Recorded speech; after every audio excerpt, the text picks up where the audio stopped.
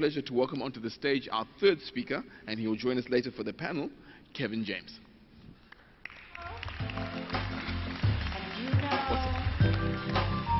I love it strong enough.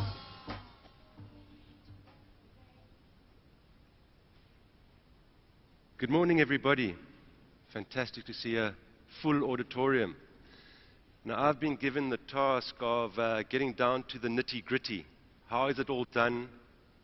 What processes, what measurement is required to reveal the truth about whether we are performing as a sustainable business, a better business or not.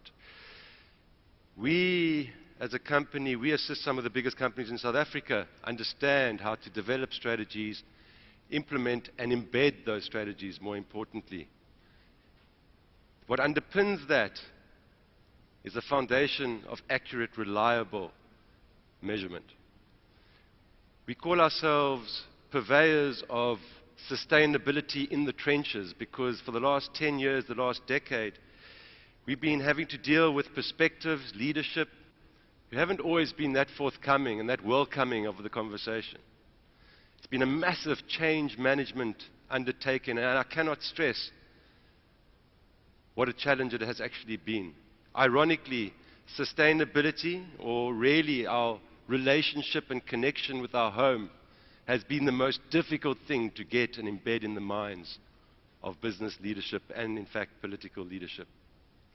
So today I'm going to get quite practical. I'm not going to be talking very, very high level. I'm going to get right down to the nitty-gritty. How do we actually do all this?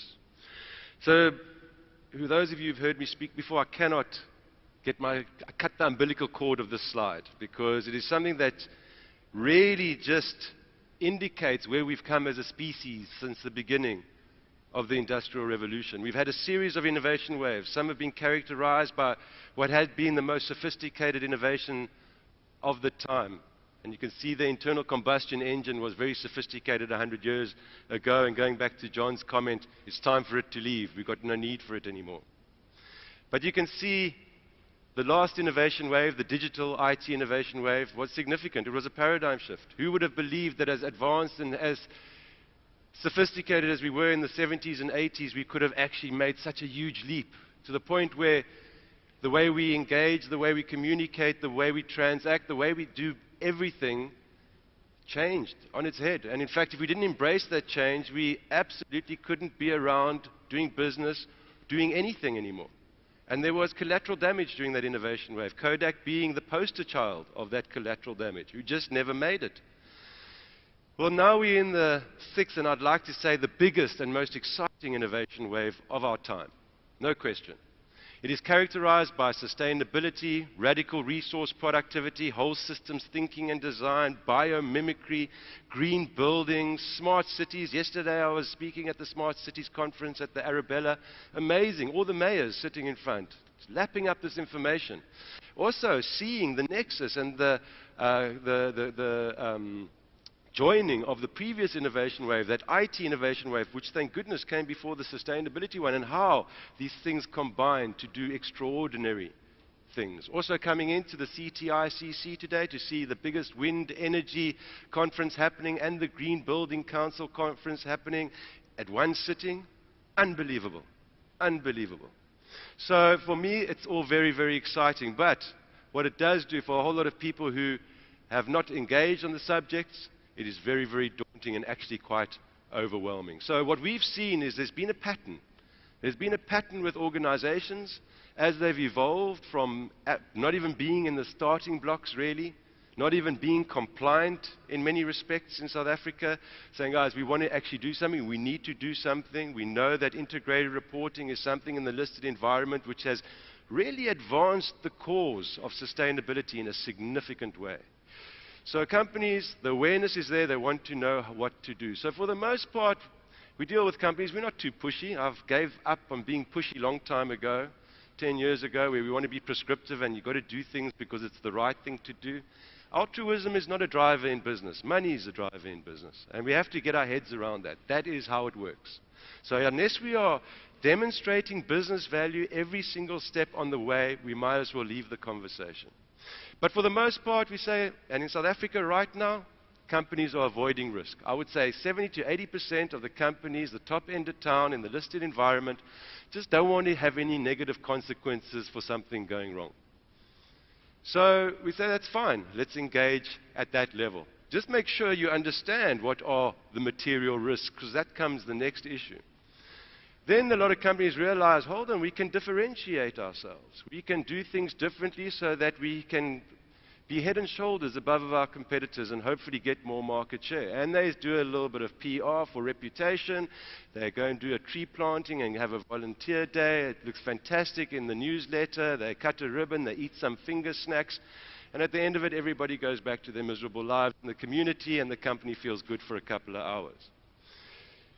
Not sustainable.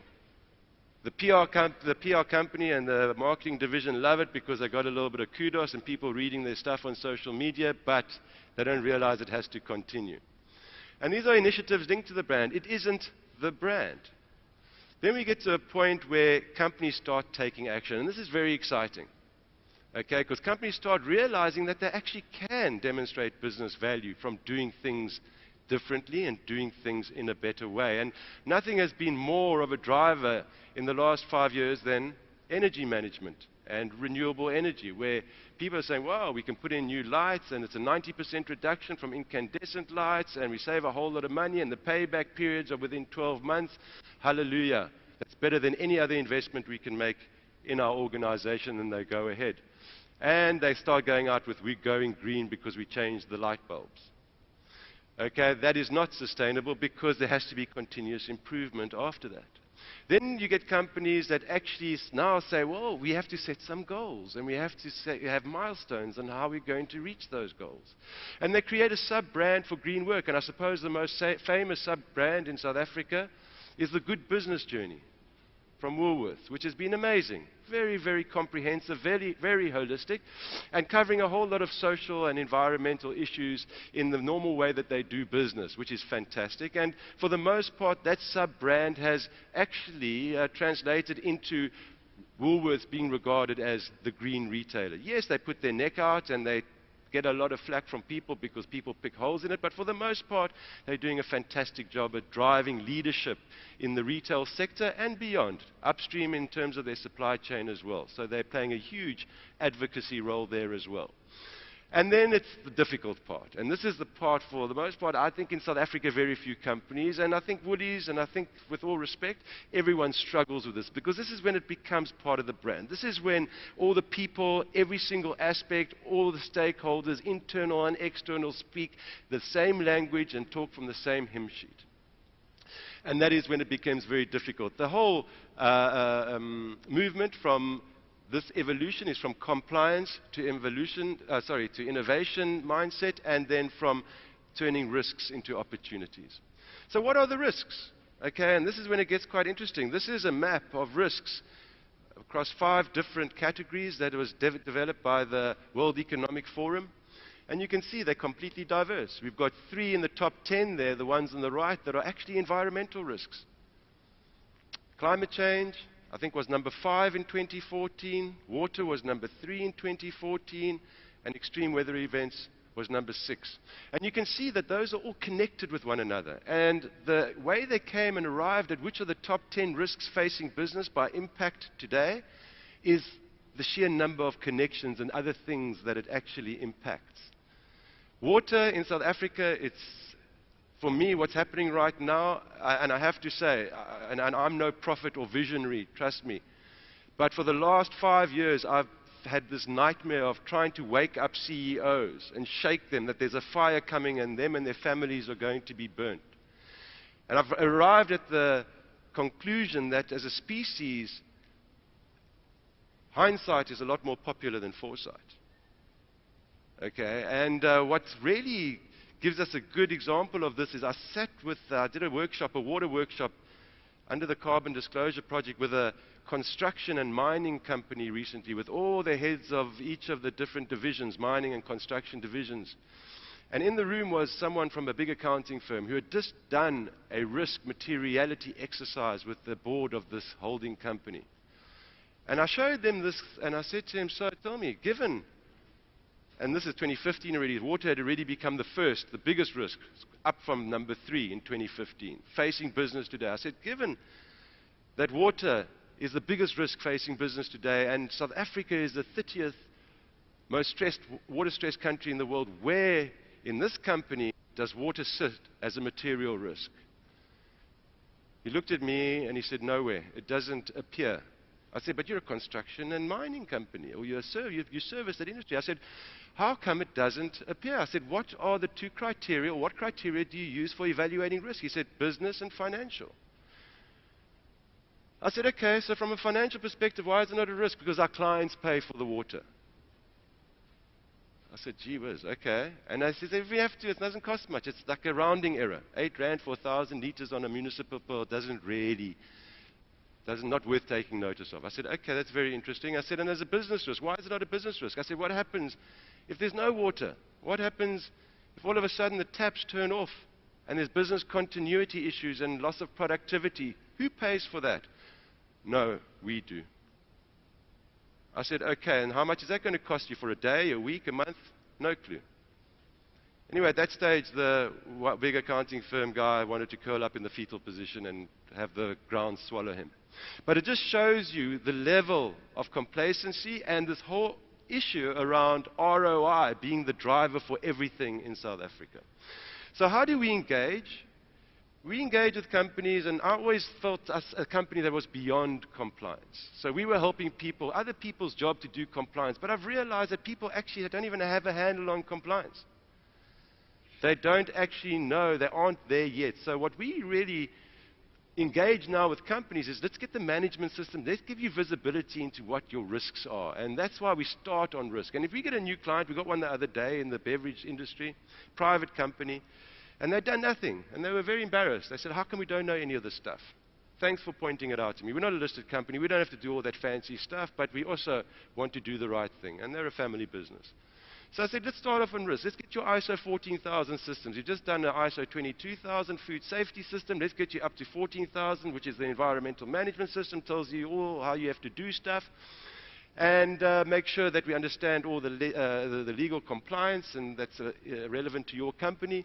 Yeah, let's do a water risk study, which we've got a way of doing. We take all the sites of a company, put it into a couple of tools, and we come up with something that generally scares the bejesus out of people when they see it, but they don't really want to see it. And it's really about coming up with, 80% of your water is being consumed by 20% of your sites, and 80% of those are in highly water-stressed areas. And we put it in a beautiful infographic, and I shove it in front of the director's face. I said, now you've seen it. Up to you whether you feel it's your fiduciary duty to do anything about it. So water is something we always engage in. Then we do energy audits, and we show them how if they spend some money, they can achieve some savings, and payback periods anything between 0 and 3 years. And then we do a baseline carbon footprint, which shows them the baseline against which they're going to measure, hopefully, their positive environmental performance. And then we're going to show them how they can make money by actually finding new opportunities in the current markets they're engaging. And then hopefully overall, once they're doing everything, they'll become a brand that is admired and preferred against other brands in their sector. But for this, we really need to redefine the way we value things. And I spoke about ROI because ROI is very convenient, and it's the blue-eyed boy of most chartered accountants running most of the country's companies. Okay, everything needs to fit into this very simple ROI calculation. And I say that's fantastic as long as you're putting the right numbers in. Because ROI, if you go to an executive and say, I want to do rainwater harvesting, for example, and you come back and then what's the ROI payback? 20 years? Oh no, that's a career-limiting move, potentially, for some people trying to get that across the line. But if you put in the number, instead of 8 rand for 1,000 liters, you put in what I spoke about earlier, and the cost of water, should it not be around, then things start to look very differently. The other thing we need to look at is actually the intangible value that you're adding to an organization. Because right now, the S&P 500, most of the value, 80% of it, is not locked into tangible value like we used to know it in the 70s, which was built environment, financial capital, manufactured capital, all those things that we could really count and value. It's all about those things that accountants hate because it's difficult to value. It's goodwill, it's intellectual property, it's reputation, it's all that stuff that you could argue doesn't have a value. But we spoke about Volkswagen today. Okay, Volkswagen yesterday, another 800,000 cars that they've been having software that conceals the actual true fuel efficiency of these cars. Well, how does that happen? How does that actually happen? Where you have a company that's lost 50% of its market capitalization in the last 6 months due to a corporate governance issue and an environmental non-compliance issue. These are non-financial things that have derailed one of the iconic brands of our time.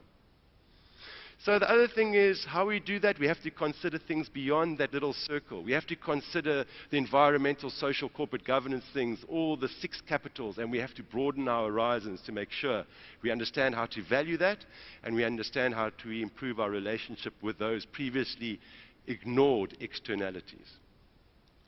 So for ourselves, best practice, I think strategy or management system could come at the bottom, but we need a strategy. And we need an absolutely holistic, transformative strategy. I'm not talking about the favorite one at the moment, which is 20 by 2020, because it rhymes and it's alliteration and it rolls off the tongue so nicely. I'm talking about carbon neutrality, zero waste to landfill, water neutrality, biodiversity protection. I'm talking about all the things that really get us back to a point of an ecosystem. An ecosystem in its pure form is in sacred physical balance.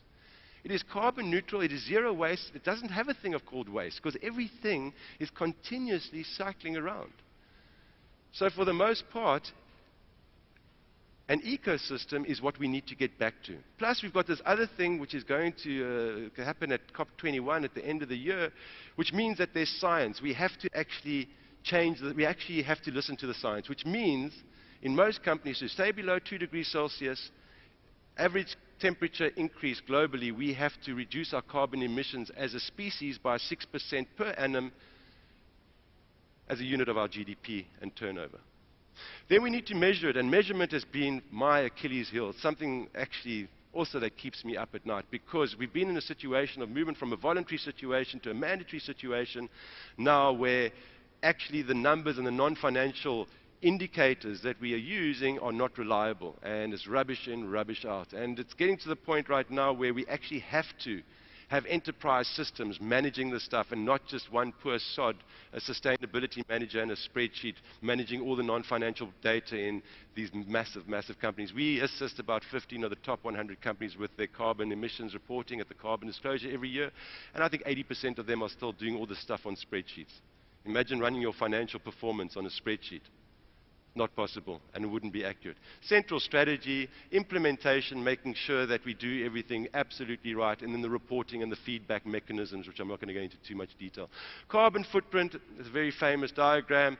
Greenhouse gas protocol, it's a protocol for accounting. We use it. It's a great tool for the environmental side of things, and in my opinion, environmental as part of the hierarchy is the most important thing to get right, because you cannot build successful societies in an environmental wasteland. Okay, so everyone who says social, social, social in South Africa, I agree with it.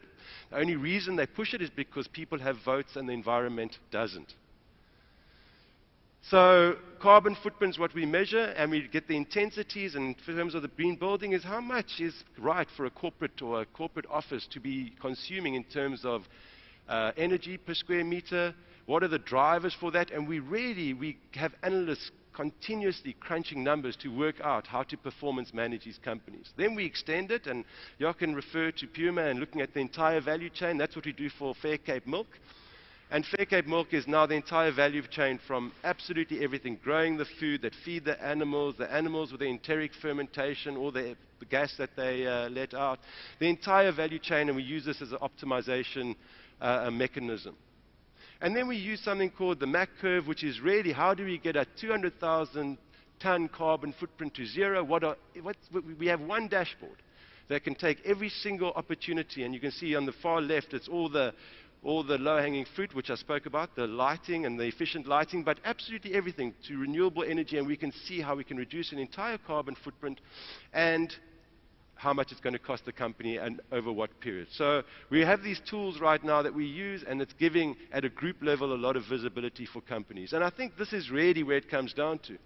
And I think something probably that Jochen would probably have found very, very challenging as well is you're running a massive organization. You're at a group level. You have traditionally been beholden to your stakeholders or your shareholders as the main stakeholder grouping, and you want to put out beautiful reports that says beautiful things to those people so that they keep on investing in your company. The problem is you've got a massive company with offices in 180 countries, and you've got people at each of those offices, and we're not able to embed. So we developed something called middleware. It's a throwback from our IT days, which is really just linking an organization, its divisions, its people, and those are the things that have to be done to embed sustainability in the organization, and that we use enterprise software for. We're currently working with Oracle globally on that. Sorry. So, in conclusion, my top 10 critical success factors for any company, and I'm quite, when company says, no, but we decentralize, I'm saying, no, it doesn't work from sustainability or any change management perspective. But really, number one, buy-in from the executive management. Without that, you're going to be wheel spinning forever, and you will not get any traction. 2, embrace a new vision. Do things differently. 3, fight short-termism. And we can see Paul Polman has been really instrumental in getting this whole attitude of quarterly reporting as being a benchmark for financial performance. Centralized strategy action, centralized everything.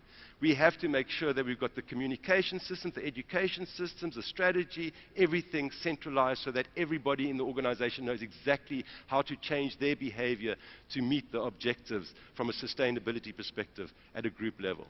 Alignment with business strategy. Redefine valuation methods, which I spoke about, engage in new forms of collaboration so we can absolutely authentically share value across all stakeholder groups, base your goals on science so we don't burn ourselves up as a species, and pursue and drive innovation. Thank you very much, everybody.